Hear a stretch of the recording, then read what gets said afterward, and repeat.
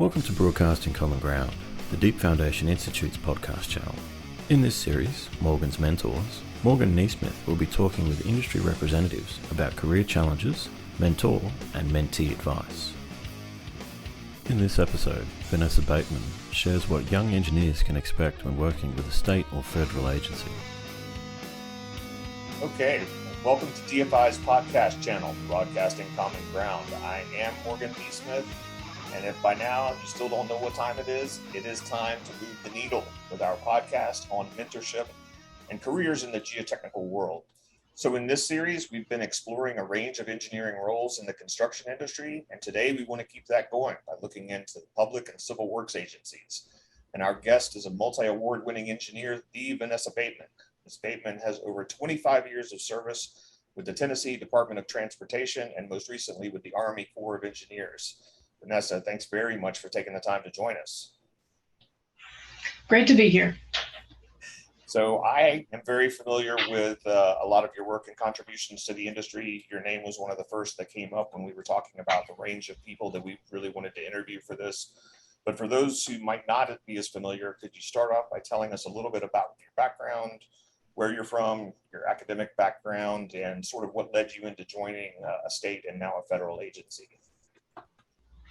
Sure. I'm from Tennessee, and my first degree is in geology from Middle Tennessee State University. It's a regional university.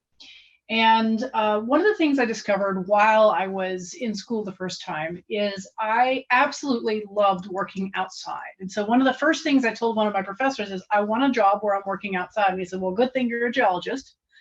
But there may be some other things that you need to get to as well. So we had some talk about, where you might work and what kind of area you might work in. And I actually got my first job working for law engineering as a construction materials testing technician.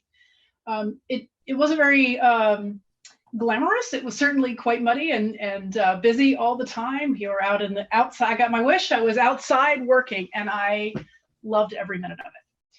Even it was when it was 103 degrees, even when it was in the middle of winter, it didn't matter. I loved everything there was to do about it. And I discovered that I just really liked working in design and construction. And so one of the things that I wanted to make sure to do was to be able to kind of stay working in that kind of an environment. So even at that point, I had gotten my first degree, I'm still really looking for my first professional job. I started thinking, I might want to get another degree here, right? I may need to go back to school at least part-time while I'm working and try to keep going. And I was very lucky. I got an interview with the Tennessee Department of Transportation. And at the time, I didn't even know that TDOT hired geologists. So it's a little embarrassing to admit these days. But at the time, it wasn't something that in school that I realized was really a career path. I got started with it, and again, like the experience being the construction materials testing tech, I absolutely loved it. And it turns out that the year I spent doing that kind of construction testing has served me well, honestly, for the remainder of my career, because you really get to learn how things work or don't work in the middle of a QA or QC role on a construction project. So I got started at TDOT. I worked there for a number of years. Started running behind a rig in West Tennessee doing bridge foundation investigations. And then they just kept handing me, more and more complex projects over the years. And while I was doing that, a few years in, I actually did go back to school and then got a bachelor's and a master's in geological engineering, actually. So that was really helpful for me because while I was learning the theory, I was actually out there doing the work.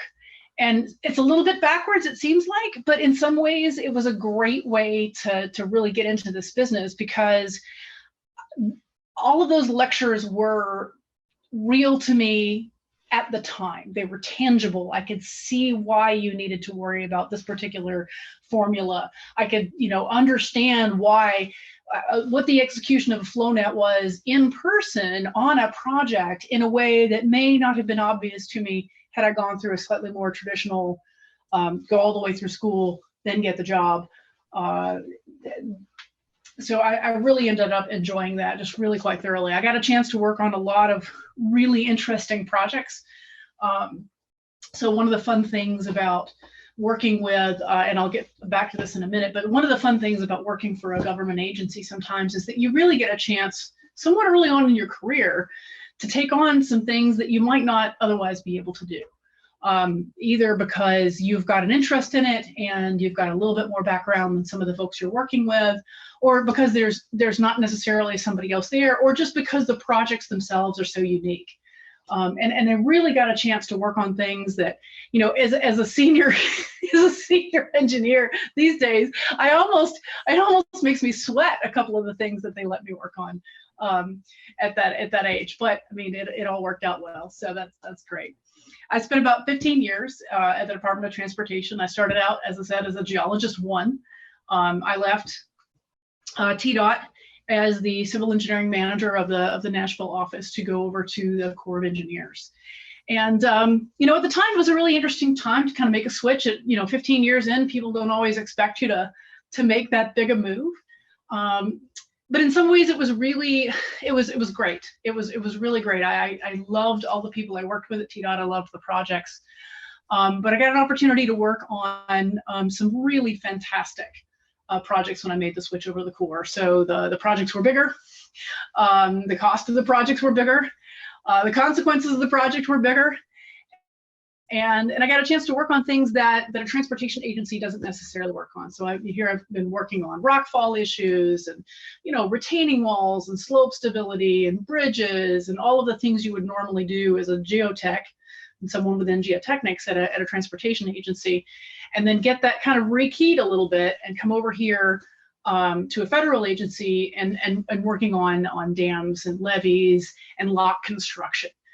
So it was a really exciting time to make that switch. I came from TDOT over into the Corps as we were working on both the major rehab for Wolf Creek Dam and for Center Hill Dam, and it was a great time to get involved in these projects, to learn some new things, to bring a pretty varied geotechnics background to the Corps that I think was of benefit, and also a chance for me to learn and grow in my career and really kind of keep moving on. I love infrastructure.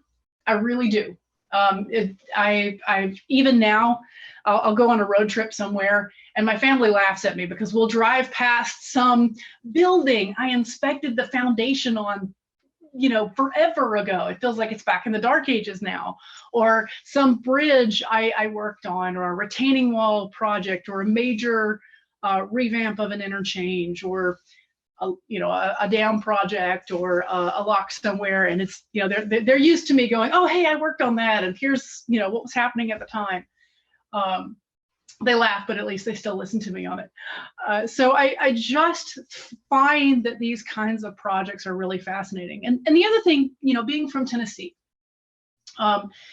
you can really see the impact of infrastructure in the Tennessee Valley. So if you're aware of the Tennessee Valley Authority, the whole rural electrification that was kind of going on in our country, and the interstate system, all of which had an enormous impact on the where people live in Tennessee, where they drive, where they commute from, the economic development. It's just radically different than it would have been before all of these things happened. And so it's very tangible to me because I can see the benefits that this infrastructure has brought to the community that I grew up in. That's awesome. I actually did not know that you had worked at law engineering very early on in your career. And I think maybe a lot of our younger audience might not realize that there was a time when that was probably considered, at least in the Southeast and probably nationwide, the pinnacle of geotechnics in the US at the time. So that's pretty cool. And having grown up in North Georgia and North Alabama, I'm very familiar with a lot of what you talked about with the TVA. So I'm glad you mentioned that. It is really interesting that a lot of the public works that the TVA has been involved in, and you really can see the results of that. So one of the things that we like to talk about on these episodes is mentorship. And so looking back at your career that you just talked about, could you talk a little bit about some of the mentors, or how many mentors you've had, and how did those relationships start, particularly if they were more informal rather than formal? How did that grow sort of naturally from there? Yeah, and I would say I've had more informal mentors than formal over the years. I participated in an extensive leadership development class when I was at TDOT. It was about a year-long thing. We had a formal mentoring program that was part of it, and it was valuable. I loved it, and it was a great experience. But the mentors that have been in my life over the years, in my professional life, that kind of stuck with me are those really that I have run into in my profession. And so one of the things, when I was a very young professional, people were starting to talk about this thing with mentors, and particularly you'd hear it as a woman, because they're like, oh, well, you need a mentor. Later, of course, they start talking about you need a sponsor within an organization because it helps your career development. But where I found some of the most valuable mentors of my career were actually within professional societies, not necessarily in my office. And at one point, I probably would have told you, I don't know that I have a mentor, because we have this very formal way of looking at it. People tend to think it's like, okay, there's this random guy in a suit somewhere in a really fancy office, and you get invited to the fancy office, and you sit down with random guy with a suit, and he tells you all the things you need to know about your career. Well, it doesn't actually work like that. But for some reason, a lot of us kind of have that sort of mental idea that that's where it came from. I started going to local professional societies pretty early. I was absolutely terrified in some ways. I mean, here I am, this little pipsqueak of a kid with a degree that didn't even have the ink dry on it. Here I'm showing up at these meetings, and there's 20 years between me and the next person. And I'm like, man, did I walk in the wrong room? And it wasn't unusual for me at the beginning of my career to not only be the only, at work or in a professional society, and many times to be the only person who was female, but also be the only person under the age of 40. And that feels strange. But I had this idea that I needed to be involved in my profession. It was something that my professors were very, very clear about. And it was really great advice, because I probably have learned and been inspired more in this arena, more within the professional societies. Because some of it, I got a really great break early on when I first joined TDOT. I hadn't even been there 12 months. And they sponsored the Highway Geology Symposium. I still go to that conference, although these many years later. And I only got to go because they needed gophers, right? I was the person in the background that was like carrying stuff from here to there, and making sure the hotel put things out at the right time, and running errands and helping check people in at the very beginning. But I got to sit in the room when somebody didn't have something else for me to go do, and I got to listen to the presentations. And one of the first things that just struck me was, not only was I in the right room, these people were cool, and I wanted to do that. And so in going to some of these things over the years, I've really had a chance to be able to look at what the world of the possible was. Not just defined by whatever my employer was at the time, but talking with people within my profession about all of the cool things that they were doing. And quite frankly, there was a lot of things they were doing I had no clue about until I was sitting in there watching that and thinking, man, I want to be like this person. I want to do that kind of work. And, knowing what's possible really is kind of that starter. So, it'd be hard to put a number on it. But I would say that most of the, it was pretty welcoming. I mean, despite the fact that, sometimes again, I kind of felt like I was a little out of place. People were welcoming and were happy to see me. They gave me opportunities to learn how to speak.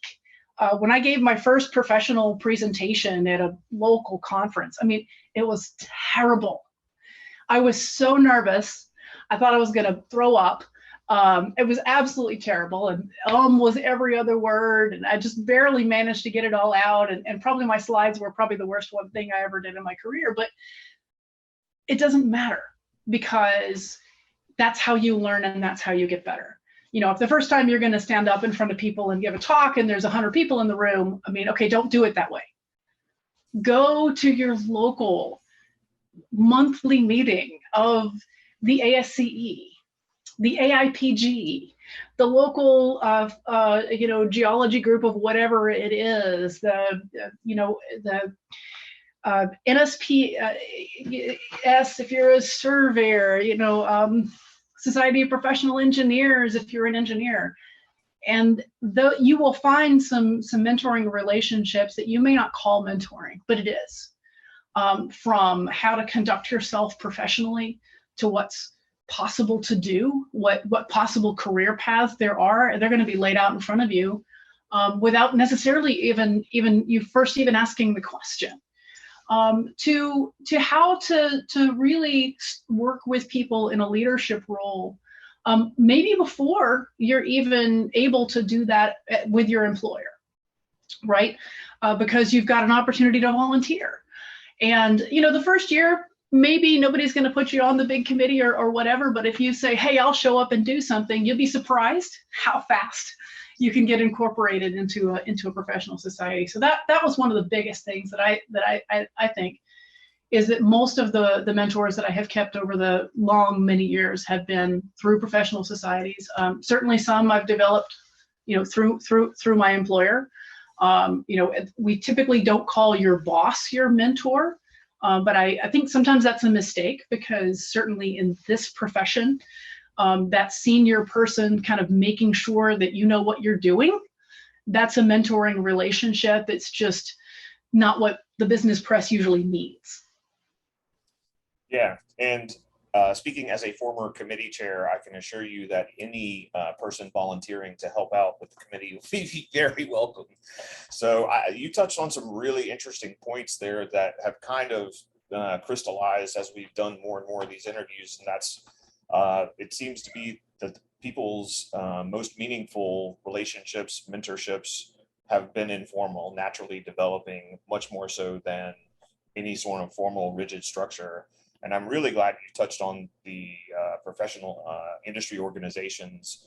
We just talked to Helen Robinson. That episode has actually just come out about the benefits, and this is an excellent benefit. I thought you said that very well about you just really expand the number of people that you meet and give yourself an opportunity to meet more people who could be potentially helpful for you. As you look back, sort of maybe closing the loop on talking about your journey through the industry, looking back through that process, you did touch on one particularly pivotal moment, but either that moment or another you think about in your career that was particularly altering, that you really took a chance maybe, and that really paid dividends in terms of the direction, or maybe you were able to open up and branch out in your career, or just another significant opportunity that came about? Sure. I mean, once I had been at TDOT for a little while, when they first hired me, they had hired two of us at the time because there was this idea that we needed to deal with rockfall. So this is the 1990s. This had already, yeah, I know, a year or two ago. I'm there with you. Yeah. This was the 1990s. The rockfall hazard rating system had come out from the state of Oregon. And so the state of Tennessee said, hey, maybe we need to deal with this. But like a lot of times with state agencies and federal, they're often a little short-staffed. So when you get the opportunity to hire someone, the grand plans you have for how you're going to use that person don't always materialize. Sometimes they're kind of absorbed in the regular amount of work. But at the very beginning, it was when it hit the winter and we weren't out in the field as often, or there were these kind of funny little breaks. I got to talking to my boss and his boss about why they'd hired us. with this rockfall stuff. And I said, well, okay, I'm going to start reading this. So I sat down and read the rockfall hazard manual and went through what we had done as an agency, which was mostly had sent out questionnaires to our maintenance guys, like where are rocks falling in the road that are a problem. And so we had this stack of paper, right? Because of course this is the 1990s. Well, I said, well, we should put this stuff in a database. So this doesn't sound anything like what they particularly hired me to do. I'm not an IT professional at this point. I'm just a geologist. I've never been an IT professional, but I can be a little bit of a shade tree mechanic with some of it. And my boss said, well, what do you need? And I said, well, okay, I think I need a book, and it's going to cost about $30. And so he found the money, bought me a book. And I actually made my first database at TDOT was putting together for our initial rockfall inventory. And that seems like a really tiny thing. But that little seed sprouted because what followed from that was, one, I organized into a database all the data we did have. Secondly, we put together the initial of how to actually do an inventory based on the Oregon system, and started thinking through and planning out, like, hey, if we had to do an inventory of the entire state of Tennessee, how would we do it? And I started thinking about that and working on that for a little while. And a little while later, a group of professors came and said, we have this great research project idea. Well, and they pitched it. And by that point, my boss would bring me to some things like this because I knew computers a little bit. And so sometimes I got invited into the room because I knew a little bit more about computers than a lot of people that I worked with. And so I got to listen to this pitch, and we talked about it afterwards. And what ended up happening, and I'd been going to school at this point as well, so I'm getting my degrees, is that they put me together with these 3 professors for this research project and said, okay, we're going to fund you for your research, but guess what? You get her too. And so they're probably looking at me like, what? Again, here I am, the pipsqueak in the room. But it was a collaboration that I think worked incredibly well. And we were able to develop a new system, the Tennessee Rockfall Hazard Rating System. We went through and actually got the inventory of the whole state done. Went through several iterations of a new kind of database. Then we used we actually used Palm Pilots at one point, and actually designed little forms for field data gathering with a Palm Pilot, which is how I met some other folks in my career that I still talk to. And with one thing and another, that it just kind of grew from there. And so I spent a lot of my career while I was at TDOT and doing all of the other things that a geotech would do, thinking about rockfall and how to fix these sites and where to find them, but also thinking about this sort of program and information management. And before I ended up leaving TDOT, we actually went all the way through the research program, but instead of sticking it on a shelf and saying we're done, part of what we did with the thing was we created a whole training manual. And this was a couple of the graduate students did an immensely fabulous job at just putting together hundreds upon hundreds of photographs of how rock slopes can go wrong, and letting you, and the training manual keeps you can go to these things and you can say, okay, I've got a plane shear failure, and here's 35 examples of plane shear failures on sites that you can go drive to. And so I think that had an influence there long term with that. And then working with the GIS systems and trying to figure out how to implement these things.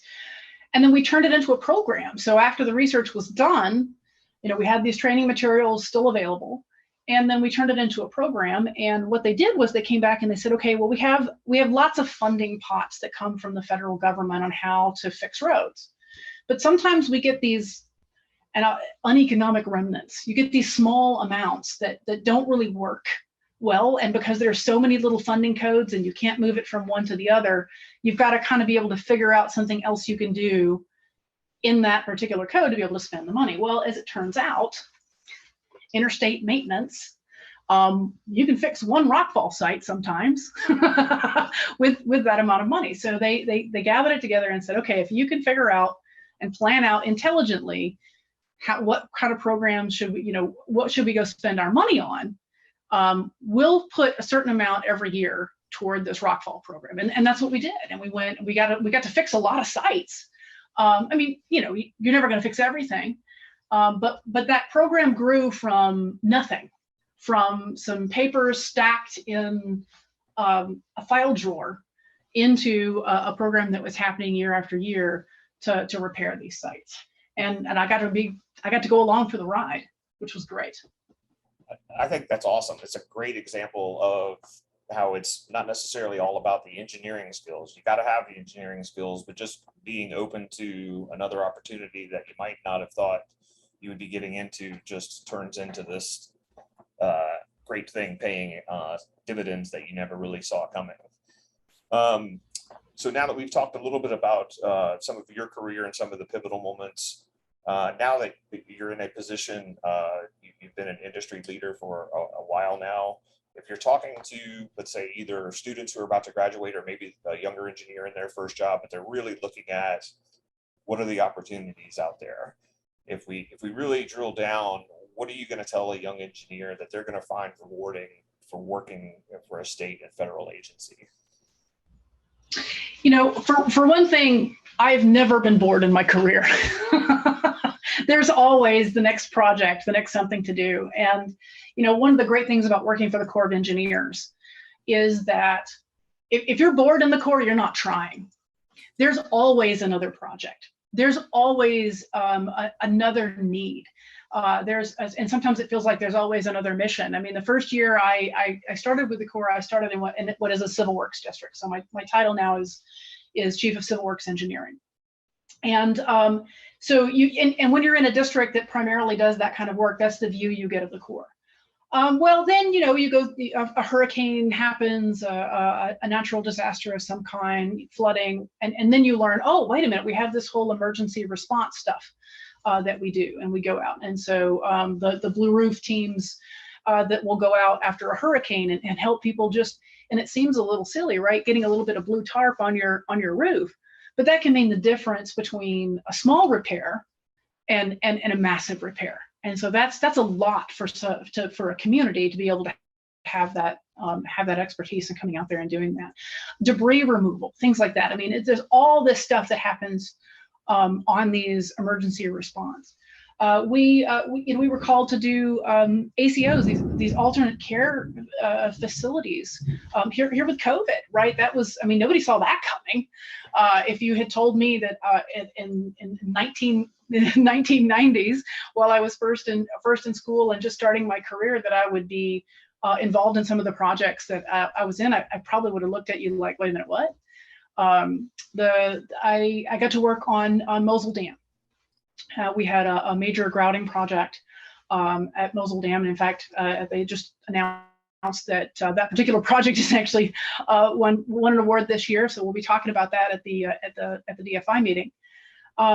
But the first time I found myself on a helicopter in Iraq, going to a dam to go work on the foundation and teach people some of the things that I knew as a professional.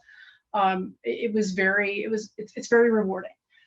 So it's highly varied. There's a lot of opportunity. There's a lot of things different to work on, and you get to work on, as I said, really, really big projects. And mega project construction and mega projects, just these really large infrastructure projects, they're not easy.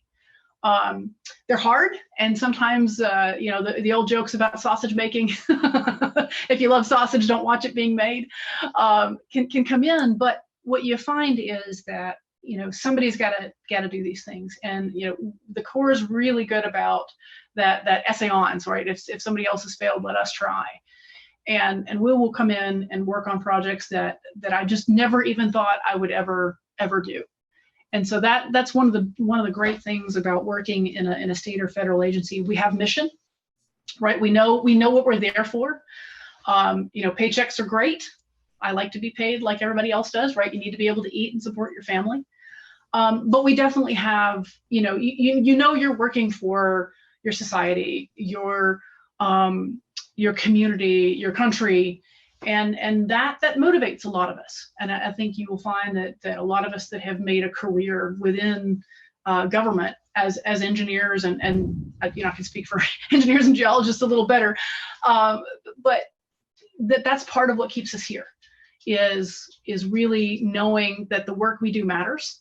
That if this lock along the Mississippi River were to close, that it would have immense effects upon the economy. That our big flood control projects, while they can't control everything, they really do prevent an enormous amount of damages.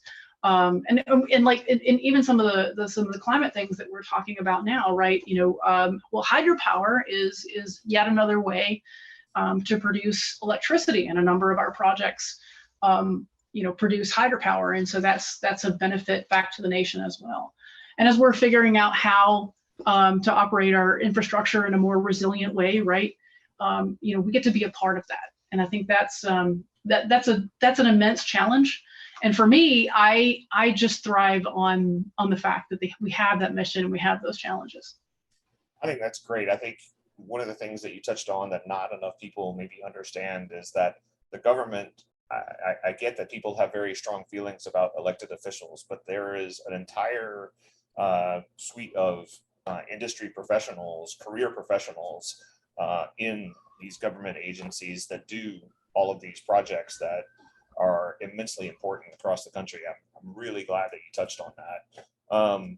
While we're talking to younger engineers, one of the things that in talking to some students that I get a little bit concerned with is it seems there's just a little bit of hesitancy sometimes and a bit of fear of making the wrong career decision, or even in their career making a mistake and being perceived as someone who makes mistakes, even though I try to tell them that's what we all do. It just happens.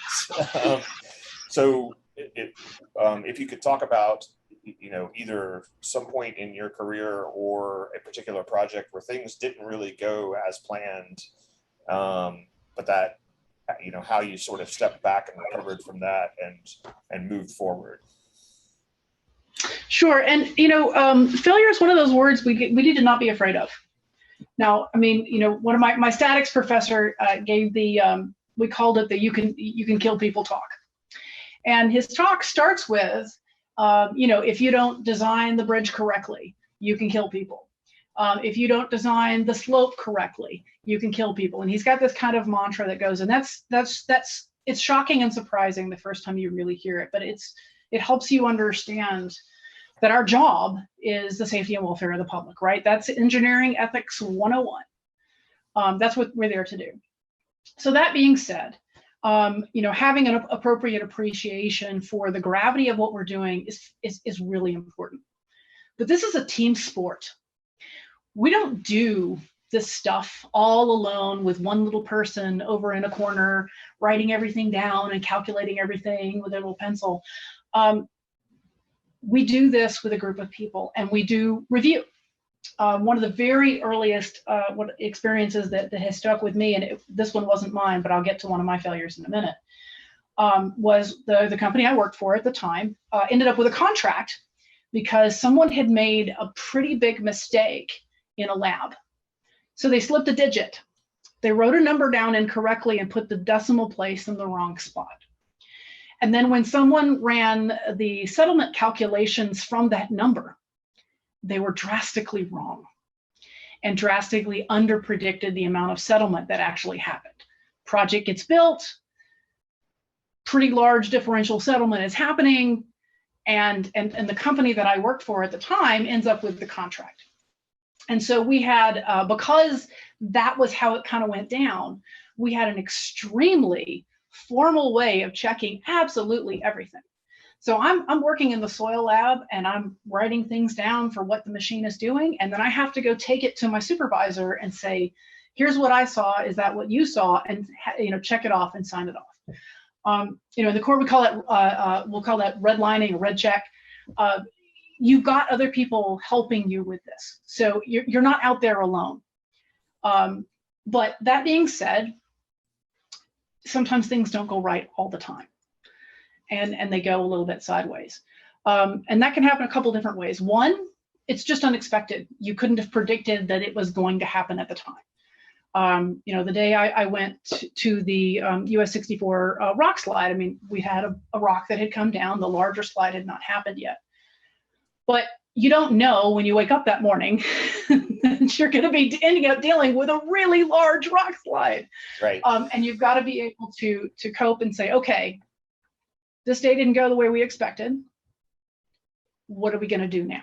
What's the next step? What's the next thing you've got to do? And you've got to focus, in an emergency situation on what's the next thing you've got to do to solve the problem.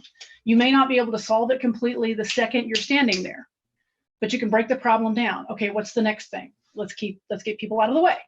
Okay, move everybody back. Now let's start assessing what the actual problem is and start running the numbers and start doing the calculations. One project I had, and it was my design. I really liked some of the soil nail walls, and I wanted to build something like that. And it seemed like a perfect solution for what we were doing. It was just basically a shotcrete cover wall on a rock slope that the rock would just ravel all the time. We didn't have any right of way, none. And we had the interstate right there. And so we needed to have a nice cover on the thing. And so I spent a lot of time sharpening the pencil, putting that design together, writing stuff in the plans, whole 9 yards. And it's all reviewed, does great. We get into construction and I get a call, hey, we've got a problem. Okay. So I get out there, they've built half the wall already. They never called anyone. We didn't do a test section. The notes that had been so carefully put in the plans had not been used appropriately. And actually, they had actually encased some of the drain strips, which are a critical piece of how you put one of these walls together, because you have to handle the drainage, and encased them completely in shotcrete. So part of me is sitting there going, I was so careful. Doggone it, you can't mess up my stuff. And part of me is like, okay, now what, right? Because I'm the designer here. I've got to help figure out what we're going to do now. And so at that point, you really have to take off a little bit of the hat of, oh gosh, how did I get myself into this? You need to do that. But the time to be worrying about what we call in USAID, what we call the AAR, is not that moment. That moment is about, how am I going to deal with the problem in front of me today? And then you have to step back after you get through all of that and say, okay, is there anything I could have done differently? Was there, a pre-construction meeting we could have had? Was there some better communication that we could have figured out? Were there, how could we have not had this go sideways, and kind of work through that, piece by piece. And you're gonna have things that go wrong. Sometimes your designs are not going to be implemented the way you wanted. Sometimes you're going to not anticipate something that's going to happen out in the field, and then you have to deal with it. So you just have to deal with what's in front of you. You have to deal with things in reality. Spin doesn't help. And sometimes, I think sometimes in our society, we kind of like to, somebody messed up, so let's try to spin it a little bit, right? It's not that bad. We don't have the luxury of that in this part of the profession. Physics happens, gravity works, and it works whether or not we want it to. And water is going to do all kinds of things that you don't want it to do too. And we have to deal with the reality of the situation. So, some of it is just taking a breath and going, okay, what are we going to do right now? Figuring that out dispassionately. And the second part is really coming back later and with a pretty clear eye, saying, okay, here's what I did wrong. Here's what I didn't do wrong, but if I had done these things, then it wouldn't have gone sideways. And really thinking those things through. And I think you'll find that most people recover from all kinds of mistakes, to be honest. But you've got to be willing to look at them clearly, and you've got to be willing to say, this is what I messed up, and now I'm going to move on from that. And I think that was great. Again, you touched on it, but in a maybe a society or whatever where people are very quick to try to maybe be a little bit defensive, that first and foremost, there's a time to fix the problem. And then there can be time to do an autopsy and take a hard look at things. And as you pointed out, I thought that was one of the best things you said. You may not have done anything wrong, but could you do it a little bit better next time to avoid some of whatever it was that happened? So at this point, it's time for us to take a very brief break, and then we're going to be right back to finish up with Vanessa Bateman. Hello, listeners. I'm Teresa Engler, Executive Director of the Deep Foundations Institute. And wow, so many great nuggets of information in the discussion today on Morgan's Mentors. Hope you found them useful. If you're a student or young professional, I want to specifically speak to you about getting involved with DFI so you can connect and interact with these experienced professionals and learn even more from them and their colleagues. DFI provides free membership for students, and that membership allows you to join one of our many technical committees, attend events at a very low fee or no fee at all, and also access valuable technical resources such as free downloadable papers and manuals, our journal and magazine at dfi.org, as well as other technical documents from the geotechnical, mining, and tunneling world at onemine.org. For young professionals, an individual membership is very affordable, and if your company is a corporate member of DFI, they may be able to include you under their annual dues, so ask your supervisor. Other activities you may be interested in are our annual paper competitions for students and young professors. These provide each winner with a $1,000 travel stipend, free registration to DFI's annual conference, 2 nights of lodging, a presentation spot during the conference, and the opportunity to have the paper published in the DFI journal. We also offer scholarships and Women in Deep Foundation's professional development grants through our charitable arm, the DFI Educational Trust. To date, we've provided over $1.6 million to over 450 students and professionals. Why not be one of them and apply? Information on all these programs, resources, and activities can be viewed at dfi.org. We look forward to welcoming you, and if you have any questions, shoot an email to staff@dfi.org. Now, back to Morgan and his guest mentor. Okay, well, once again, we want to thank Vanessa for joining us today. And in particular, we need to note that she has been very flexible with her schedule in some rescheduling. So we do really appreciate her time. But before we go, Vanessa, there is one question that we ask everyone who comes on the podcast, and that is if you could interview anyone, living or not, for this podcast, who would that be and why? Dr. Everett Hook. He's still around and teaching and still lecturing. So I've had a chance to listen to some of his lectures on YouTube. I certainly would love to listen to some of them in person. But he did a great amount of work in the area of rock slope stabilization and mining. I've not really worked in mining. But there is, if you get a degree in geological engineering and you don't know who he is, you need to rethink some life choices. He has certainly been enormously influential on the profession, and I'd love to hear from him on something like this. Well, that's awesome. Once again, Vanessa, we really appreciate you taking the time, and for all of our listeners or viewers, we appreciate all of you taking the time to join us, and we look forward to you joining us again for future episodes as we talk to more of Morgan's mentors. And until then, remember, the truth will send a ripple through your body. On behalf of DFI, we hope you enjoyed this episode. The views, information, and opinions expressed during Deep Foundation Institute's podcasts are solely those of the individuals involved and do not necessarily represent those of DFI.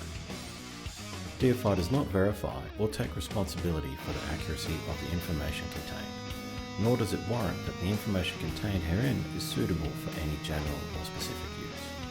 The podcast is available for private, non-commercial use only. Editing, modification, or redistribution of this podcast is prohibited.